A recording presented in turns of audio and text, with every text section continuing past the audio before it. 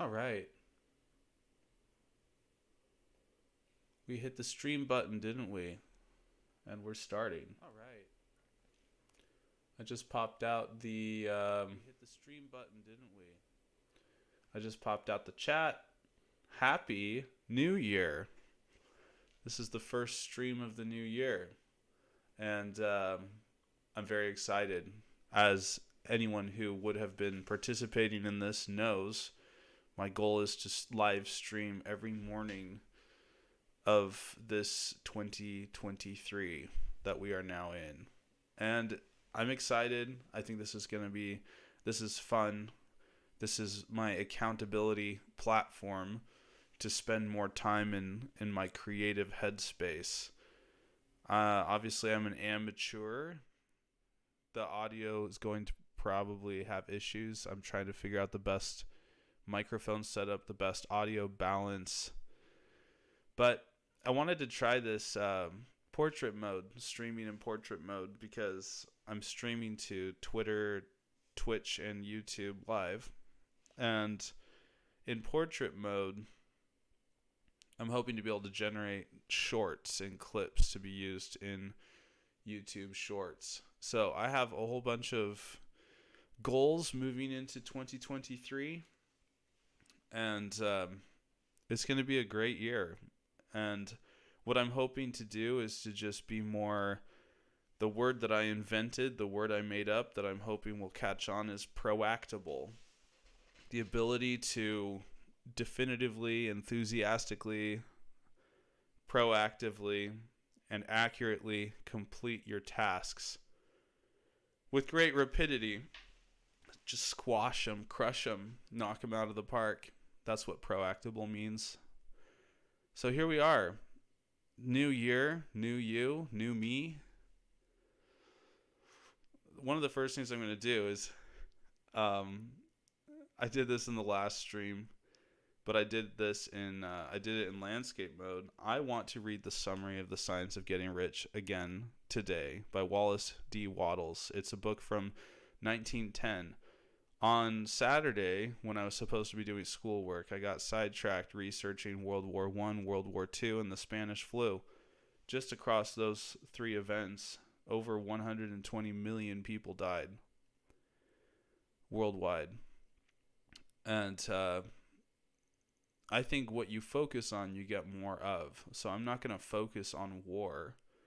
But what are some positive things we can focus on from that? What a way to end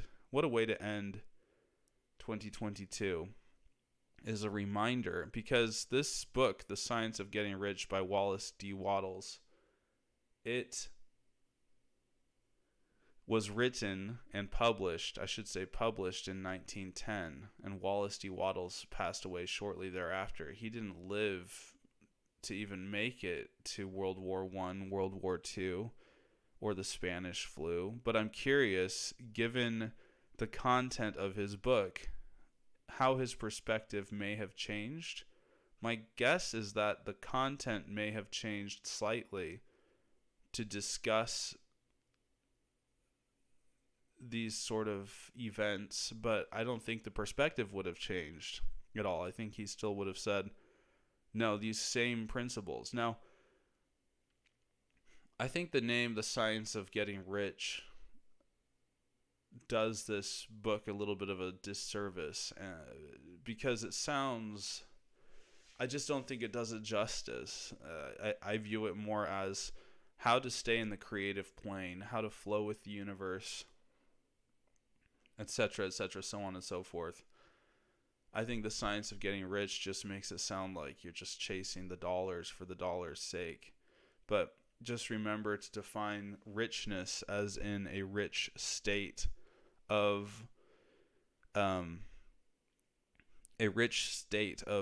energy, of health, of spirituality, of abundance, of all of those other aspects and facets of life. So if you remember that term, The Science of Getting Rich basically means how to attract and remain in that abundant state for your entire life. That's what it means to me. So moving into this year, I have a goal to read a book or part of a book, just spend time in a book reading daily. And that's in addition to other goals that I have. I need to figure out, seen as reality stretch references, just the ability to stretch reality, to create. It's a creative endeavor. This is a creative headspace for me. Just figuring out how best to remain in this state and stretch reality according to our visions and goals and objectives, and according to what we want to make of ourselves this year, and what we want to make of life, and the influence and the legacy and the impact we want to have on our community and all of those around us. So I'm going to start by reading this summary again. It's only 4 minutes. I'm going to record it. I should read it. I should be able to read it in like under 3 minutes. And if so, I might upload it to TikTok or something. So what I'm going to do is I'm going to, first, I'm going to mute this, turn off my camera, and blow my nose. That's what I'm going to do first and foremost. One of the most important things of 2023.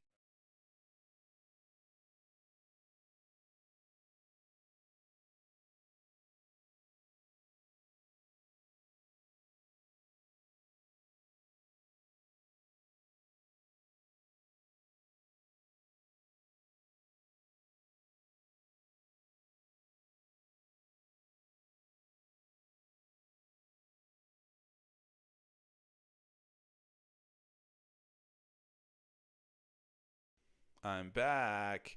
So I'm thinking that the highest fidelity audio quality is getting closer to my mic, but turning down the gain of the mic. And I'm just going to have to learn to say my P's and breathing like back up a little bit, so that way I just don't turn into like an awkward mouth breather on the mic, right?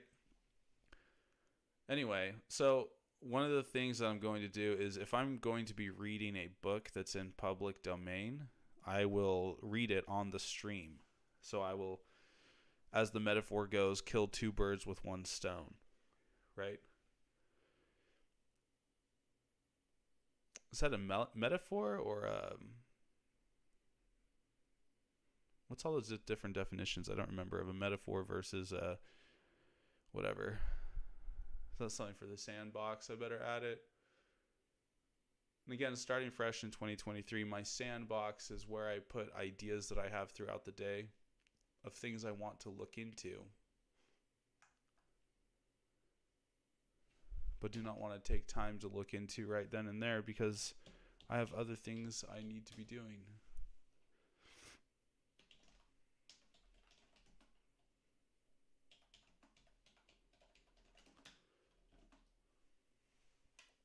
I don't remember the different definitions or applications, right? What if something's a metaphor? What if it's symbolism? What are the other words?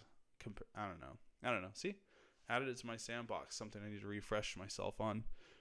All right, so here we go. All right, I'm going to read the summary of The Science of Getting Rich. It's chapter 17 in Wallace D Wattles' book, The Science of Getting Rich. All right, here we go.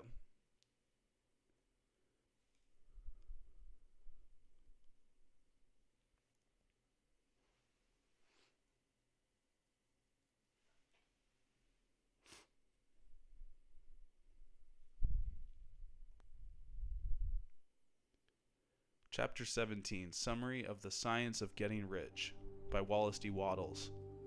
There is a thinking stuff from which all things are made, and which, in its original state, permeates, penetrates, and fills the interspaces of the universe. A thought in this substance produces the thing that is imaged by the thought. Man can form things in his thought, and by impressing his thought upon formless substance can cause the thing he thinks about to be created. In order to do this, man must pass from the competitive to the creative mind.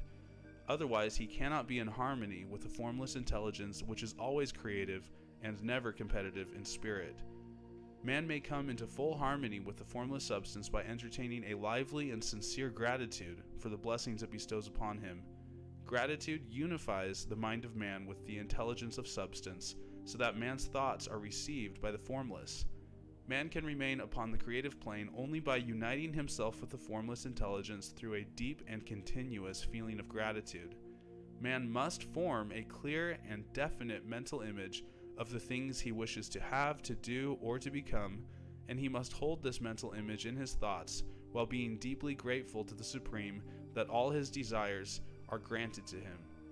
The man who wishes to get rich must spend his leisure hours in contemplating his vision and in earnest thanksgiving that the reality is being given to him. Too much stress cannot be laid on the importance of frequent contemplation of the mental image, coupled with unwavering faith and devout gratitude. This is the process by which the impression is given to the formless and the creative forces set in motion. The creative energy works through the established channels of natural growth and of the industrial and social order. All that is included in his mental image will surely be brought to the man who follows the instructions given above, and whose faith does not waver. What he wants will come to him through the ways of established trade and commerce. In order to receive his own when it shall come to him, man must be active, and this activity can only consist in more than filling his present place. He must keep in mind the purpose to get rich through the realization of his mental image, and he must do, every day, all that can be done that day, taking care to do each act in a successful manner. He must give to every man a use value in excess of the cash value he receives, so that each transaction makes for more life, and he must so hold the advancing thought that the impression of increase will be communicated to all with whom he comes in contact. The men and women who practice the foregoing instructions will certainly get rich, and the riches they receive will be in exact proportion to the definiteness of their vision, the fixity of their purpose, the steadiness of their faith, and the depth of their gratitude.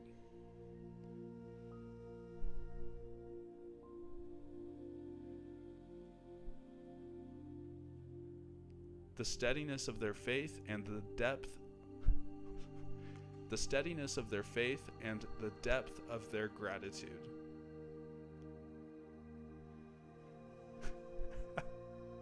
That end there, I was like, that was a head scratcher and an eyebrow raiser. I was like, what? So I can just truncate that. So I played some background music from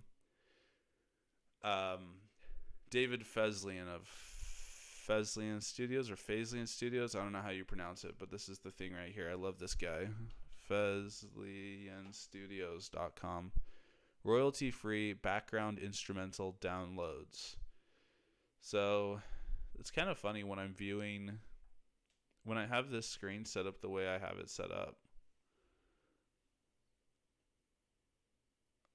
It is basically converting all the websites to mobile format, which is kind of funny.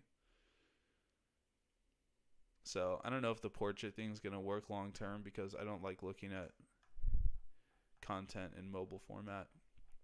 Of course, I could probably just come up here and like zoom out, and then it will like give me some sort of something that looks closer to the desktop site. But I don't know, streaming in portrait mode is a fun exercise, at least for today. It might change back and forth from one to the other. Who knows? I'm not sure. But anyway, so David Feslian has this royalty-free site full of very wonderful, high-quality music, in my opinion. Anyway, let's see what happened with that video recording I just did. Looks like this one.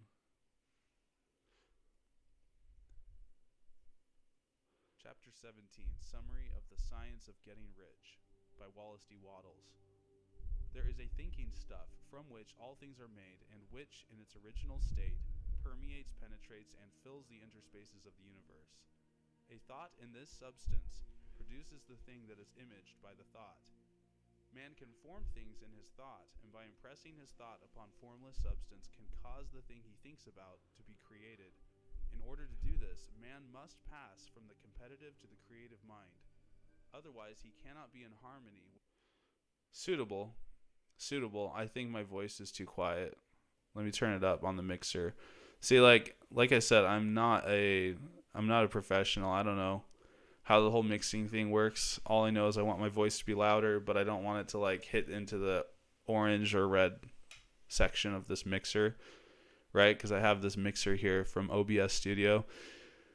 I was playing around, like, there's got to be a way to turn up, like, the overall gain of an entire audio track that's being output into, because I use the Restream platform, and then it gets mixed and pushed out to all these other things, right?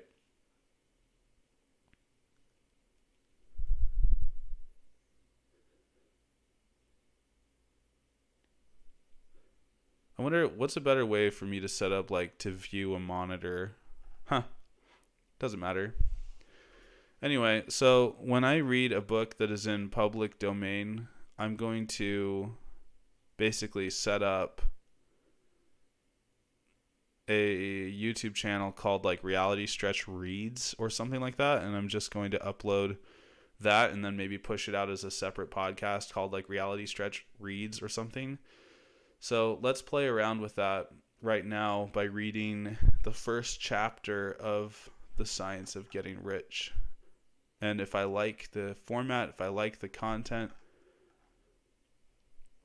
then I will...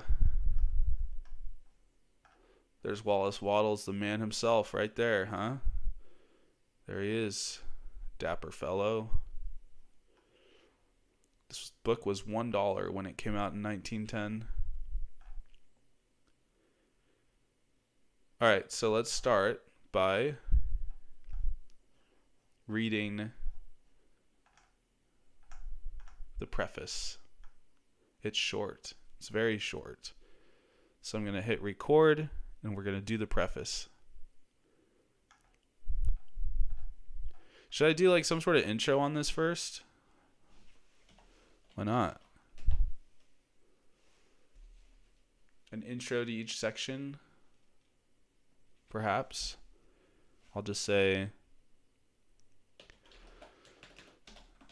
this is the Reality Stretch Reads. What should I call it? A program, podcast, stream? I don't know. This is the Reality Stretch Reads podcast.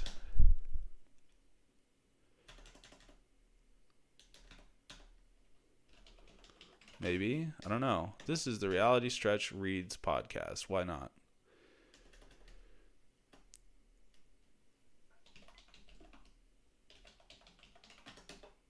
And then I'll just say the book. This is the science. This is a reading of the preface to The Science of Getting Rich by Wallace D Wattles, published in 1910. This book is in the public domain, read by Spencer Ingram, copyright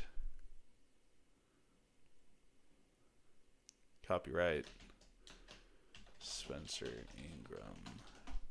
Sure, because the production or the reading of the audiobook is something I'm setting up right now. Someone read the audiobook. It is available on podcast apps, and they did a nice job. They did a very nice job. But my logic is, since this is my public accountability, my creative headspace, I want to reread these things because this is also a way for me to hold myself accountable. Since I want to read part of a portion of a book every single day, The Science of Getting Rich is a very short and concise audiobook, book.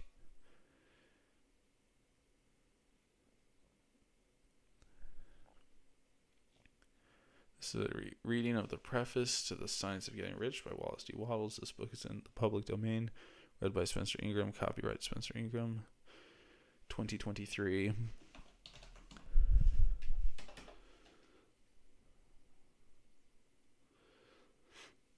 All right, let's get into it. Let's go. This is the reality. I don't like where the gain is. Let me stop this and reset. This is the reality stretch. Reads podcast. I'm going to turn this down here. I just got to find a comfortable level for this volume. Right here. Let's try that. That looks good. This is the Reality Stretch Reads podcast.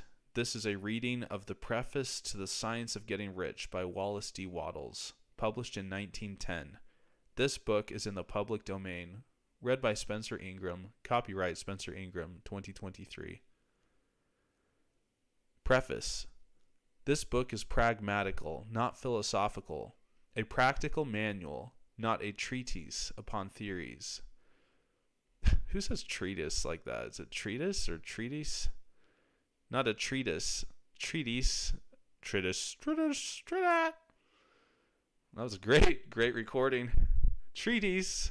Do you say treatise? Treatise.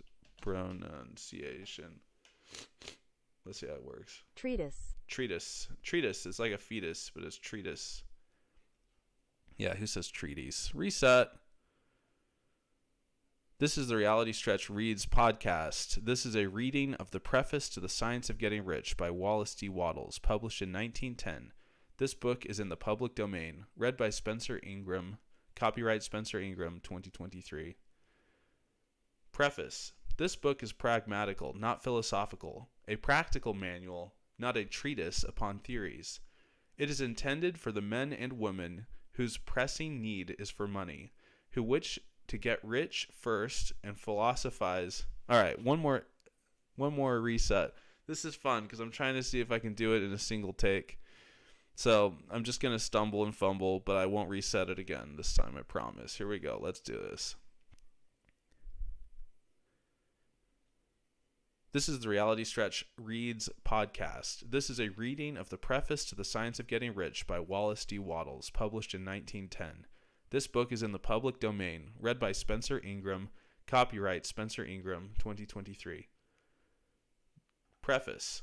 This book is pragmatical, not philosophical. A practical manual, not a treatise upon theories. It is intended for the men and women whose most pressing need is for money, who wish to get rich first and philosophize afterwards. It is for those who have, so far, found neither the time, the means, nor the opportunity to go deeply into the study of metaphysics, but who want results and who are willing to take the conclusions of science as a basis for action, without going into all the process by which those conclusions were reached. It is expected that the reader will take the fundamental statements upon faith, just as he would take statements concerning a law of electrical action if they were promulgated by a Marconi or an Edison, and taking the statements upon faith that he will prove their truth by acting upon them without fear or hesitation. Every man or woman who does this will certainly get rich, for the science herein applied is an exact science, and failure is impossible. For the benefit, however, of those who wish to investigate the philosophical theories and so secure a logical basis for their faith, I will here cite certain authorities.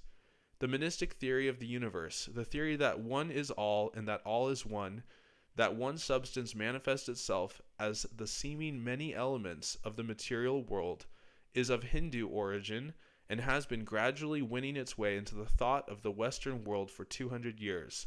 It is the foundation of all the Oriental philosophies and of those of Descartes, Spinoza, Leibniz, Schopenhauer, Hegel, and Emerson.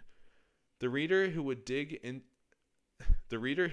to the philosophical foundations is advised to read Hegel and Emerson, and he will do well to read The Eternal News, a very excellent pamphlet published by J.J. Brown, 300 Cathcart Road, Govan Hill, Glasgow, Scotland. He may also find some help in a series of articles written by the author, which were published in Nautilus during the spring and summer of 1909 under the title, What is Truth? In writing this book, I have sacrificed all other considerations to plainness and simplicity of style so that all might understand. The plan of action laid down herein was deduced from the conclusions of philosophy. It has been thoroughly tested and bears the supreme test of practical experiment. It works. If you wish to know how the conclusions were arrived at, read the writings of the authors mentioned above. And if you wish to recap the fruits of their philosophies in actual practice, read this book and do exactly as it tells you to do. The author, Wallace D Wattles.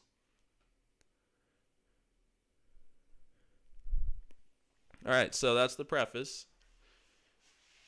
Bada boom. I hit stop recording. So I'm streaming, but I hit start recording, and then I hit stop recording.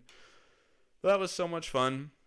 I need to get to my productive day, but how long is the first chapter? It's not long. No, it's not long. I'm going to go ahead and read it. So let's do the same thing, but with the first chapter. All right, here we go.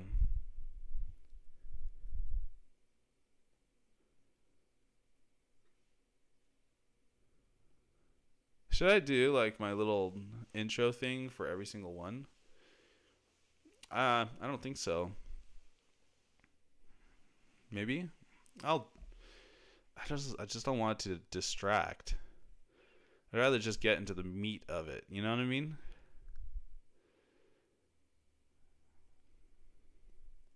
Yeah, I think so. Yeah.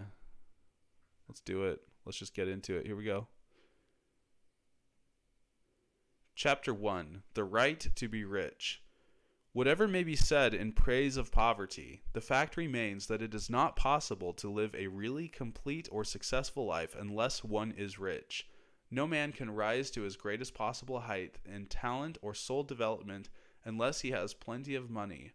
For to unfold the soul and to develop talent, he must have many things to use, and he cannot have these things unless he has money to buy with them.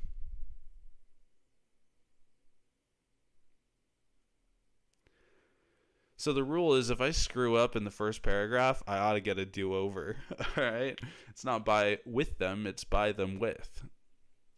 A little manifestation of dyslexia, I suppose. Here we go. Chapter 1. The Right to be Rich.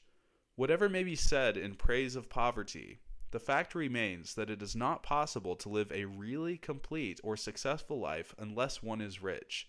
No man can rise to his greatest possible height in talent or soul development unless he has plenty of money.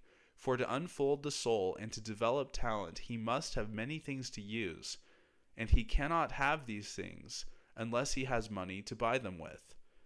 Man develops in mind, soul, and body by making use of things, and society is so organized that man must have money in order to become the possessor of things. Therefore, the basis of all advancement for man must be the science of getting rich. The object of all life is development, and everything that lives has an inalienable right to all the development that it is capable of attaining. Man's right to life means his right to have the free and unrestricted use of all the things which may be necessary to his fullest mental, spiritual, and physical unfoldment, or in other words, his right to be rich. In this book, I shall not speak of riches in a figurative way. To be really rich does not mean to be satisfied or contented with a little. No man ought to be satisfied with a little if he is capable of using and enjoying more. The purpose of nature is the advancement and unfoldment of life, and every man should have all that he can contribute to the power, elegance, beauty, and richness of life. To be content with less is sinful. The man who owns all he wants for the living of all the life he is capable of living is rich, and no man who has not plenty of money can have all he wants. Life has advanced so far and become so complex that even the most ordinary man or woman requires a great amount of wealth in order to live in a manner that even approaches completeness. Every person naturally wants to become all that he is capable of becoming. This desire to realize innate possibilities is inherent in human nature. We cannot help wanting to be all that we can be. Success in life is becoming what you want to be. You can become what you want to be only by making use of things, and you can have the free use of things only as you become rich enough to buy them. To understand the science of getting rich is therefore the most essential of all knowledge. There is nothing wrong in wanting to get rich. The desire for riches is really the desire for a richer, fuller, and more abundant life, and that desire is praiseworthy. The man who does not desire to live more abundantly is abnormal, and so the man who does not desire to have money enough to buy all he wants is abnormal. There are three motives for which we live. We live for the body, we live for the mind, and we live for the soul. No one of these is better or holier than the other. All are alike desirable, and no one of the three, body, mind, or soul, can live fully if either of the others is cut short of full life and expression. It is not right or noble to live only for the soul and deny mind or body, and it is wrong to live for the intellect and deny body and soul. We are all acquainted with the loathsome consequences of living for the body and denying both mind and soul, and we see that real life means the complete expression of all that man can give forth through body, mind, and soul. Whatever he may say, no man can really be happy or satisfied unless his body is living fully in every function, and unless the same is true of his mind and his soul. Wherever there is unexpressed possibility or function not performed, there is unsatisfied desire. Desire is possibility seeking expression, or function seeking performance. Man cannot live fully in body without good food, comfortable clothing, and warm shelter, and without freedom from excessive toil. Rest and recreation are also necessary to his physical life. He cannot live fully in mind without books and time to study them, without opportunity for travel and observation, or without intellectual companionship. To live fully in mind, he must have intellectual recreations and must surround himself with all the objects of art and beauty he is capable of using and appreciating. To live fully in soul, man must have love, and love is denied expression by poverty. Man's highest happiness is found in the bestowal of benefits on those he loves. Love finds its most natural and spontaneous expression in giving. The man who has nothing to give cannot fill his place as a husband or father, as a citizen, or as a man. It is in the use of material things that man finds full life for his body, develops his mind, and unfolds his soul. It is therefore of supreme importance to him that he should be rich. It is perfectly right that you should desire to be rich. If you are a normal man or woman, you cannot help doing so. It is perfectly right that you should give your best attention to the science of getting rich, for it is the noblest and most necessary of all studies. If you neglect this study, you are derelict in your duty to yourself, to God, and to humanity, for you can render God and humanity no greater service than to make the most of yourself. All right, so that's another chapter done. Boom. Now, there are a few things that I want to give full treatment to in regards to this content. Me, of course, reading this content does not connote an endorsement of the content. Simply just a recitation of it. I will say there's some powerful statements in that first chapter that really give me pause, because they go somewhat contrary to what they're not contrary, I just have a different perspective on life in some ways. Like, he says that the pursuit of riches is great, and you're derelict in your duties if you don't pursue riches, because it's through riches that we're able to attain a full material expression of our potential, if that makes sense. And that makes perfect sense to me. But again, to me, with my religious background and what I believe about the purpose of this life and the afterlife, I think he's spot on, but I would personally change that perspective, because I see what he's saying and I agree with it, but I think more deep than the riches themselves is the purpose for which those riches are attained. And he says that's full expression of oneself, and that's fine. I agree. But to me, that's why I have the phrase, all of life is time and people. So I would personally take this book, and like you said, it's written for people whose first and pressing need is to get money quickly. And that's fine. That's great. That makes sense.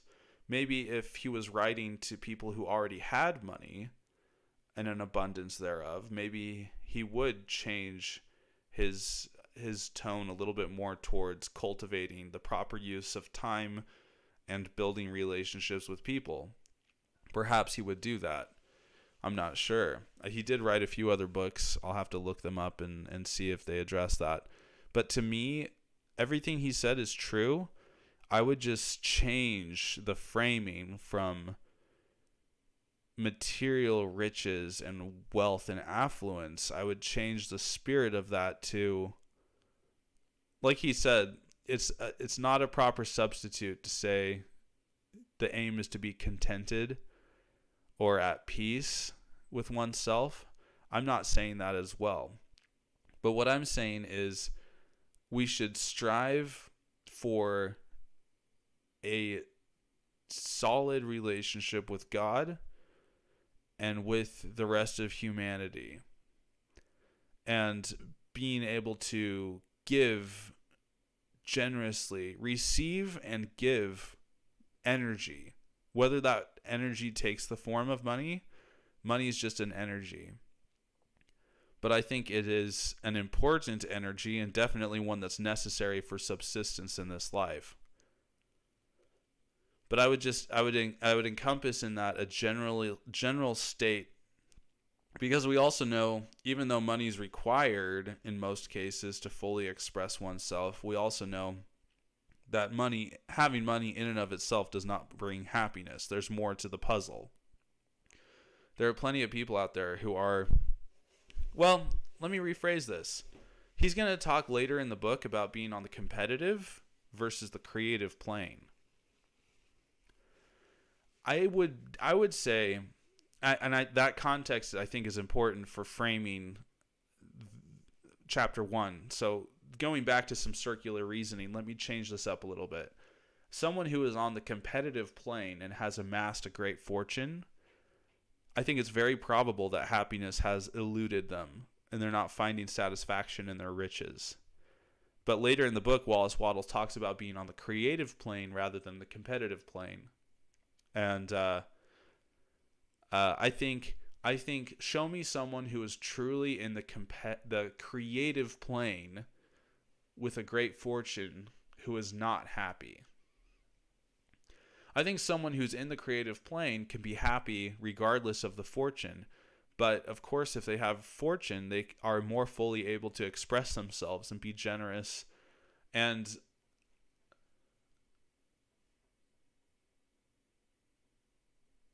if he really has boiled this down to an exact science, then no one can claim that riches can elude them. Because if you take what Wallace is saying here on face value, it is a hard science, an exact science in which anyone can participate. So no one really has any excuses for not being able to attract the abundance into their life, material abundance and financial abundance, if you accept that the content in this book is a hard science. So the next chapter is very fascinating. Let's read it real quick. So today we'll have done the preface in chapter 1 and chapter 2. There's only 17 chapters. Tomorrow I'll get an earlier start on the day. I forgot to set my alarm and I slept in. But it's also good to catch up on sleep. Sleep is healthy. All right, so I want to do chapter 2, and then I'll be done for the day, and I'll end the stream. But thank you for participating with me. Let's go. Chapter 2. There is a science of getting rich. There is a science of getting rich, and it is an exact science, like algebra or arithmetic. There are certain laws which govern the process of acquiring riches. Once these laws are learned and obeyed by any man, he will get rich with mathematical certainty. The ownership of money and property comes as a result of doing things in a certain way.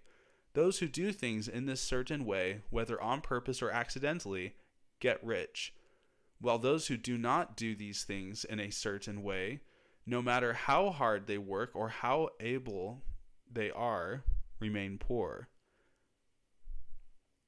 Oh, I messed up the second paragraph in. So, we'll say if you mess up in the first or second paragraph, you get a do-over. We're early enough into this that if I was trying to listen to an audiobook and the person kept stumbling and screwing it up, it might distract me. So let's try to minimize that. But if we get like 5 paragraphs in, we're just going to go. We're just going to go for it.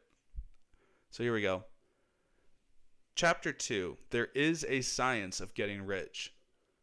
There is a science of getting rich, and it is an exact science, like algebra or arithmetic.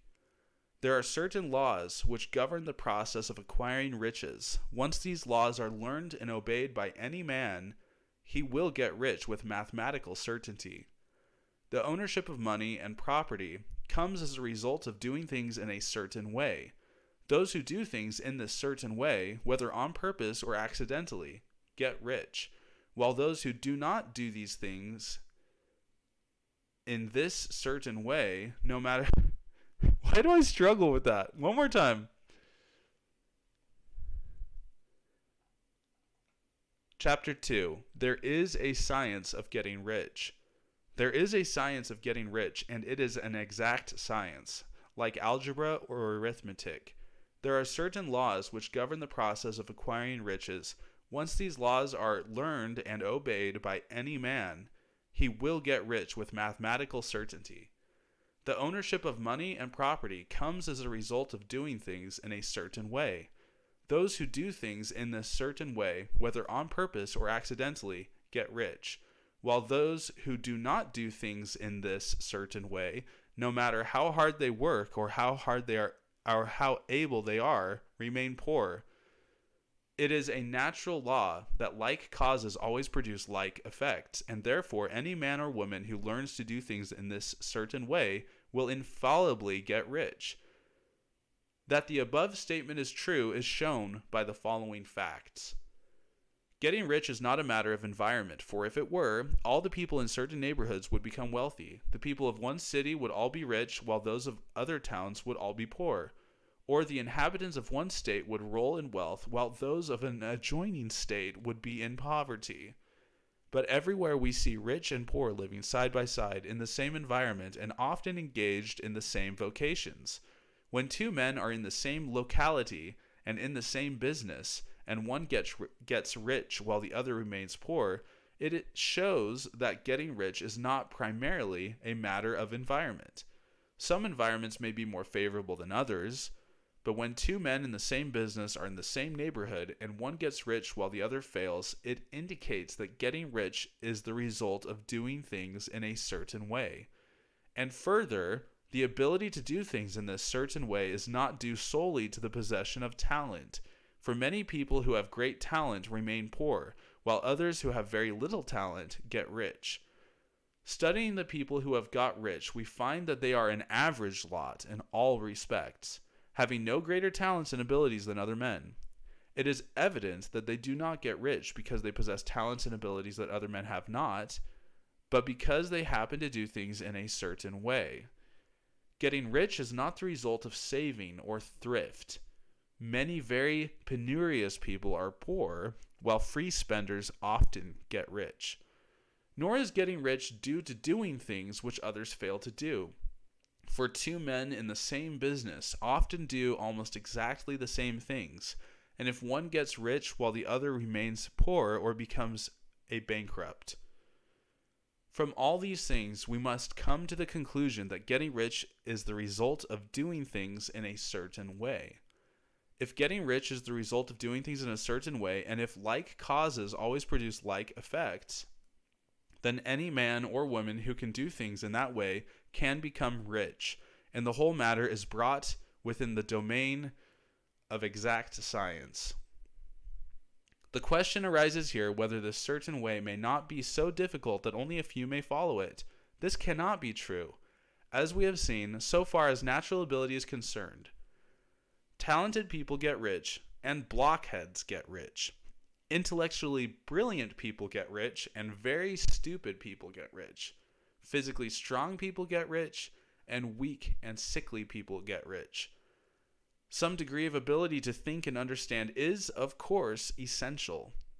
But insofar as natural ability is concerned, any man or woman who has sense enough to read and understand these words can certainly get rich. Also, we have seen that it is not a matter of environment. Location counts for something. One would not go to the heart of the Sahara and expect to do successful business. Getting rich involves the necessity of dealing with men, and of being where there are people to deal with. And if these people are inclined to deal in the way you want to deal, so much the better.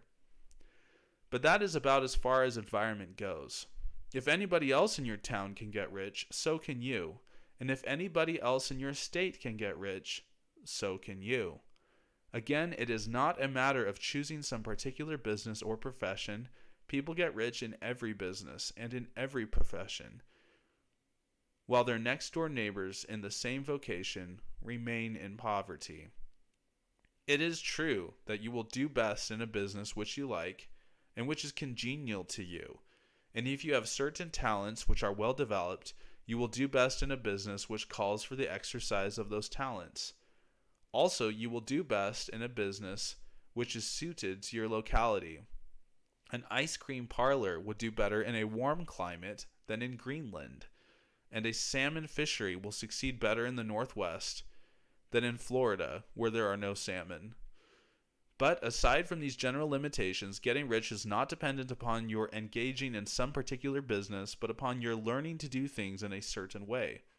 If you are now in business and anybody else in your locality is getting rich in the same business while you are not getting rich, it is because you are not doing things in the same way that the other person is doing them. No one is prevented from getting rich by lack of capital. True, as you get capital, the increase becomes more easy and rapid, but one who has capital is already rich and does not need to consider how to become so. No matter how poor you may be, if you begin to do things in the certain way, you will begin to get rich, and you will begin to have capital. The getting of capital is a part of the process of getting rich, and it is a part of the result which invariably follows the doing of things in the certain way. You may be the poorest man on the continent and be deeply in debt. You may have neither friends, influence, nor resources. But if you begin to do things in this way, you must infallibly begin to get rich, for like causes must produce like effects. If you have no capital, you can get capital. If you are in the wrong business, you can get into the right business. If you are in the wrong location, you can go to the right location, and you can do so by being in your present business and in your present location. And you can do so by beginning in your present business and in your present location to do things in the certain way which causes success. Man, a little spotty there at the end, huh? Oh, a little spotty there at the end. Maybe the whole thing was spotty, man. Sketch City. That's great, though. I love this book. I've listened to this a few times on audiobook. And what a way to ring in the new year. I'm having so much fun. Let's do another verse. Let's do another chapter. All right, here we go.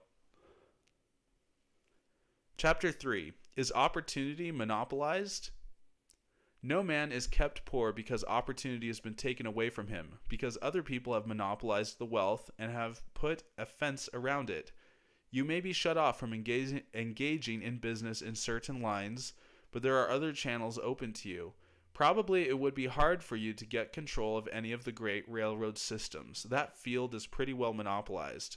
But the electric railway business is still in its infancy and offers plenty of scope for enterprise.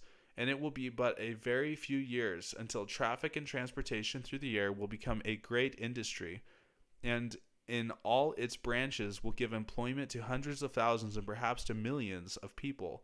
Why not turn your attention to the development of aerial transportation instead of competing with J.J. Hill and others for a chance in the steam railway world?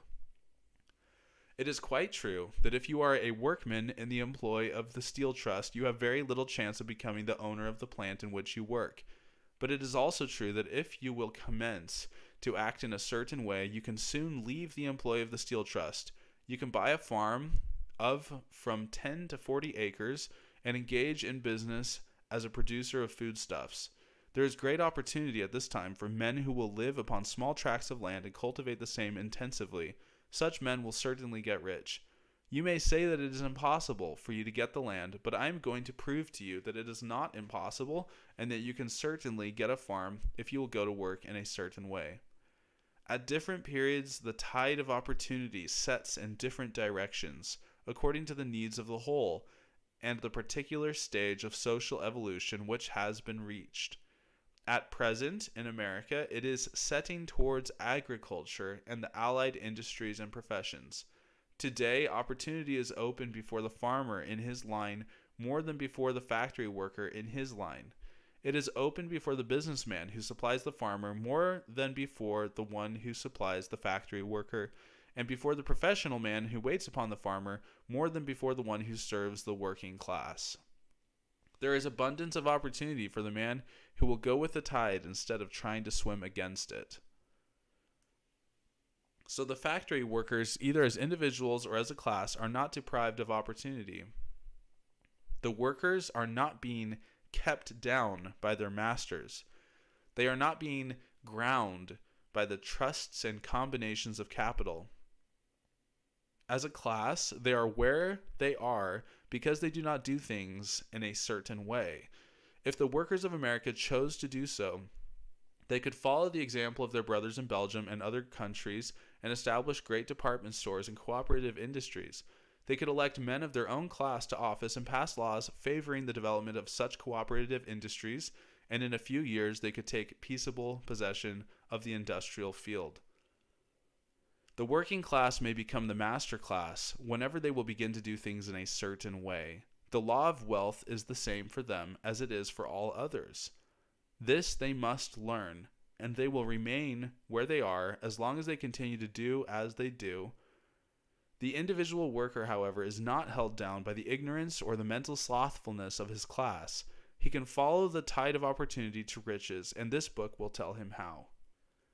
No one is kept in poverty by a shortness in the supply of riches. There is more than enough for all. A place as large as the Capitol at Washington might be built for every family on earth from the building material in the United States alone. And under intensive cultivation, this country would produce wool, cotton, linen, and silk enough to clothe each person in the world finer than Solomon was arrayed in all his glory, together with food enough to feed them all luxuriously. The visible supply is practically inexhaustible, and the invisible supply really is inexhaustible. Everything you see on earth is made from one original substance, out of which all things proceed. New forms are constantly being made, and older ones are dissolving, but all are shapes assumed by one thing. There is no limit to the supply of formless stuff or original substance. The universe is made out of it, but it was not all used in making the universe. The spaces in, through, and between the forms of the visible universe are permeated and filled with the original substance, with the formless stuff, with the raw material of all things. 10,000 times as much as has been made might still be made, and even then we should not have exhausted the supply of universal raw material. No man, therefore, is poor because nature is poor, or because there is not enough to go around. Nature is an inexhaustible storehouse of riches. The supply will never run short. Original substance is alive with creative energy and is constantly producing more forms. When the supply of building material is exhausted, more will be produced. When the soil is exhausted so that foodstuffs and materials for clothing will no longer grow upon it, it will be renewed, or more soil will be made. When all the gold and silver has been dug from the earth, if man is still in such a stage of social development that he needs gold and silver, more will be produced from the formless. The formless stuff responds to the needs of man. It will not let him be without any good thing. This is true of man collectively. The race as a whole is always abundantly rich, and if individuals are poor, it is because they do not follow the certain way of doing things which makes the individual man rich. The formless stuff is intelligent. It is stuff which thinks. It is alive, and it is always impelled toward more life. It is the natural and inherent impulse of life to seek to live more. It is the nature of intelligence to enlarge itself, and of consciousness to seek to extend its boundaries and find fuller expression. The universe of forms has been made by formless living substance, throwing itself into form in order to express itself more fully. The universe is a great living presence, always moving inherently toward more life and fuller functioning. Nature is formed for the advancement of life. Its impelling motive is the increase of life. For this cause, everything which can possibly minister to life is bountifully provided, but there can be no lack unless God is to contradict himself and nullify his own words. You are not kept poor by lack in the supply of riches. It is a fact which I shall demonstrate a little farther on, that even the resources of the formless supply are at the command of the man or woman who will act and think in a certain way.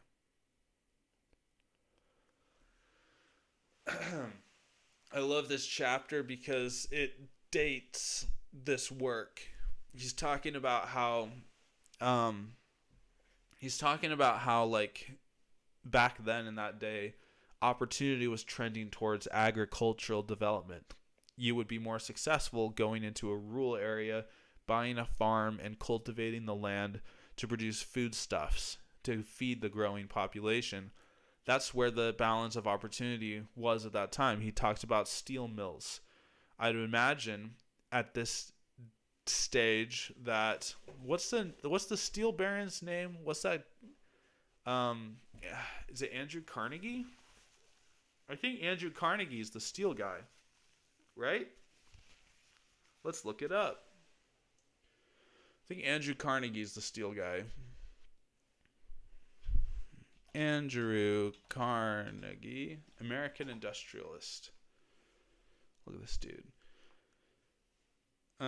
Carnegie led the expansion of the American steel industry in the late 19th century. Yeah, Andrew Carnegie's the steel guy. And the late 19th century. So we're looking at the late 1800s. And I'm sure that spilled into the early 1900s.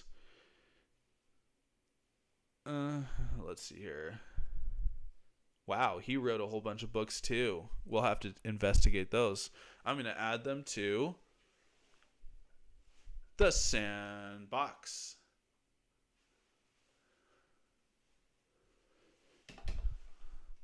Andrew Carnegie books need to be read. Well, I think that's it for today. I want to read the whole freaking thing, but I'm not going to. I'll read more tomorrow.